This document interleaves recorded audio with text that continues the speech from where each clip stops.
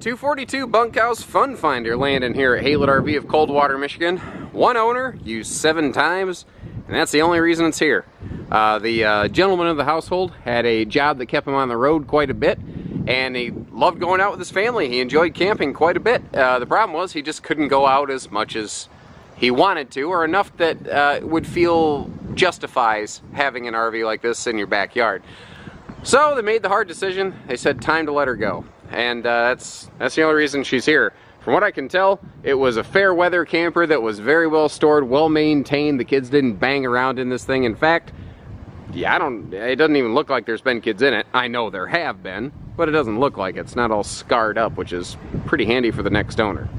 Handy little feature on this one is that with the slide out closed, you know, you can very easily access the entirety of the RV. You can see that the countertop doesn't pinch up to the dinette because they didn't go too deep on the dinette or too deep with the counter. It's very easy to get through here.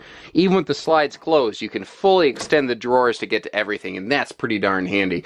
Obviously, bunk access, bath access, very simple, quick and easy to do, as well as this pantry. You lose nothing with the slide out closed, basically. Now, one of the things I've always liked about these cruisers going way back is that right on their master control panel, bam, they give you just an easy access to the battery disconnect. So you can have stuff like the lights ready to rock and roll, but you can also make sure that the RV is not going to trickle drain your batteries with phantom load, you know, because things like your water heater, your fridge, your air circuit panel, they never turn off. They go into standby, and it'll eat a battery up fast. So the extra wide U-dinette over here, giving us plenty of room for the whole family. There are drop-down doors below that, and you can see we've got this, you know, full-height pantry over here. Actually, you know what? Let's open those up. There you go. Why tell you about it when I can just show you, right? Makes a lot more sense to me. So these give you easier access to some big storage pockets below the dinette seating area right there, which is very good for like heavy, awkwardly sized stuff that sometimes dinette drawers cannot accommodate. This is what I call an intelligently appointed RV. It is more along the lines of a basic entry-level lightweight, but it's got some smart features like the slide-out cross breeze windows there. The vaulted ceiling helps it feel a little bit bigger and more open in here. I do like anytime I see these air vents that allow you to close and turn the vents so you can have them going right where you want. This actually does have a laminated roofing as well, which is something not everyone's, you know, super familiar with. A lot of people just assume that you're just going to have wood roof trusses or something up there. You might notice we've got hidden hinge cabinetry on here, which is another one of those things the Cruiser RV Factory has done for many, many years. And it gives it a very nice, clean, cohesive look. And this one you see outfitted with the nicer solid surface countertops and stainless sinks here in the kitchen. We'll come back to the kitchen space to look at it in more depth later. But I wanted to draw your attention back here to the bunk area. And you can see that, you know, your bunk beds here, they are not, you know, wore down, scarred up. There's not, you know, spots where the kiddos kicked the wall. And the little corner stands over here so that on a rainy day, maybe the kids got a little something to keep some devices charged up. Those are very handy when you are stuck inside on a rainy day.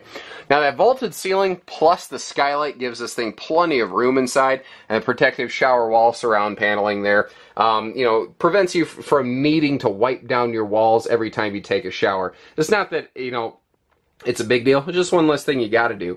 Now, this bathroom actually very much reminds me of the Dutchman Kodiak version of this floor plan that they used to build years ago. And all of these essentially are versions where they're trying to chase the Keystone Passport 2400, which is really the floor plan that this is kind of built to model after. There's a very good look at the vaulted ceiling there. You can see that how it arches right up. It gives you, so we're 6.5 foot tall on the side, but it makes it 6'10", or 6'11"-ish, or something like that, almost 7 foot tall at the peak of the RV. Now, a couple things here. You see that the entertainment center does have doors that slide open for privacy. Now, your TV can spin, but notice how the TV is still forward-facing, even though the enclosure is partially spun. That's because the TV is also on a double-jointed articulating swing arm. So if you do really want it to face over to the entertainment or the seating area, you can do that. Or, of course, you could spin it around to face the bedroom. Bluetooth CD player below, or DVD player rather. And then, let's take a quick peek at all the kitchen storage before hitting up the bedroom area. So you're probably wondering, Why doesn't that shelf go all the way down? Well, there's a thing under there, probably like the water pump, and they want to make sure that shifting cargo doesn't damage that. You do have triple plywood box full extension drawers over here, and I love it anytime they partition a drawer for utensils. I've always been a sucker for that kind of thing. In terms of kitchen outlets, you've got one there above the drawer, and then you have another under the overhead cabinet here. That's something I don't do a good job of generally pointing out. I'm going to try to make an effort to point that out. Now, the overhead cabinet here is diminished to a degree to make the RV look and feel bigger and weigh a little bit less and cost a little bit less. It is not as tall, and it is sunken back a little bit, and the easiest way to kind of verify that is look at the size of the cabinet in conjunction with the microwave. But it does weigh and cost less, and it does look bigger in here. Plus, if you remember, we've already got that big pantry that I already showed you, so you can also use some of the space over here as something of a pantry-tainment center, and, you know, get yourself plenty of storage. Now, one thing I noticed right away, it's something that I look for when I look in a camper, is that's a longer 80-inch bed. So that's not the short camp queen, that is the longer residential queen. And the full-length hanging closets will prevent you from like stabbing your shoulder if you roll over at night. And being fully mirrored, even without the lights on. Like right now, I have no lights on in the bedroom here, although I've had them on in the rest of the coach. And it's still plenty bright, looks and feels nice and big in here, and these cross breeze windows are going to be your best friend if you are dry camping, or if it's just a nice cool night. Man, nothing sleeps better than in the camper with the breeze rolling through on a cold evening. Again, smart money type camper. Again, a lot like a Keystone Passport. I refer to the Passport a lot that way. We've got the slam latch baggage doors here, and this actually has a very large front storage compartment. I haven't done any measuring. I bet it's close to 40 cubic feet though, maybe a little bit more. It's nearly identical in size to the old Freedom Express front pass-throughs that we have here at Haylett RV, and they were 42 cubic feet, so that's where I'm coming up with that number. Nose cap here is not going to fade on you, not any more than anything else would anyway, because it is an automotive painted cap, not a color-infused cap, as you occasionally will run into the business there. And this RV has had some sun exposure, and you can see the cap and the decals and everything have held up from proper, you know, care and maintenance. Take a look at the propane cover, and you can see how it's been discolored from the sunshine a little bit, but nothing else on this RV has, because it's been properly cleaned and UV protected. Now, this doesn't just have power awning and power tongue jack, it also has 4-corner power stabilizer jacks, so setting and braking camp is literally push button easy. The underbelly is enclosed and forced air heated, and the suspension here, it is an Equiflex suspension system. So it does have a rubber chuck down there to help soak front to back jostling and jolting when you go down the road. And even from the ground level, I can look up at those corners and I can see where active preventative care and maintenance and upkeep was performed to make sure that this thing, not only has it never had a leak, but they wanted to keep it that way. So that's the kind of RV that you're inheriting here. Something that wasn't used a whole heck of a lot and something that was very well maintained. Now, I don't know if you've noticed as we've walked around, but it does have the MaxxAir vent covers over the ceiling vents so that you can have those open on kind of a rainy day to get some good airflow here. Now, the outside kitchenette has a couple key features I really wanted to zero in on.